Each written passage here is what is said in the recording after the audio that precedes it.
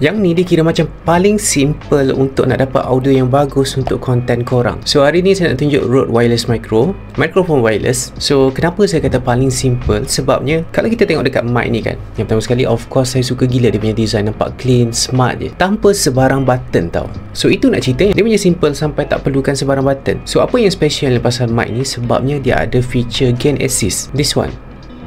So function gain assist ni kiranya kalaulah kita bercakap dalam volume yang rendah, dia akan cuba kuatkan. Kalau kita bercakap dalam volume yang kuat, dia akan cuba untuk slowkan sikit. Lebih kurang macam tu lah senang cerita dia. Dalam kotak akan ada charging case. Ini dia punya charging case. Dekat dalam akan ada 2 mic dan juga 1 receiver. Receiver boleh pilih sama ada nak type C ataupun lightning. Dan kita ada charging cable dan windshield. Dah, itu je. Just simple plug and play untuk nak shoot konten, dapat audio yang bagus. Dan of course ini brand Rode. Audio quality memang sangat okey. So sekarang saya nak cuba demo audio menggunakan mic ni. Hello, testing recording menggunakan mic Rode Wireless Micro. Satu mic wireless yang betul-betul simple. Just betul-betul memang nak plug and play je. Kita tak ada fikir sangat tentang noise reduction ke, audio level ke. By the way, untuk mic ni kita ada apps, tapi even dalam apps dia pun tak banyak customization yang kita nak buat. So sebab tu saya tak cerita sangat pasal dia punya apps. Dan saya ada check dekat dia punya website, katanya mic ni boleh connect tanpa menggunakan receiver.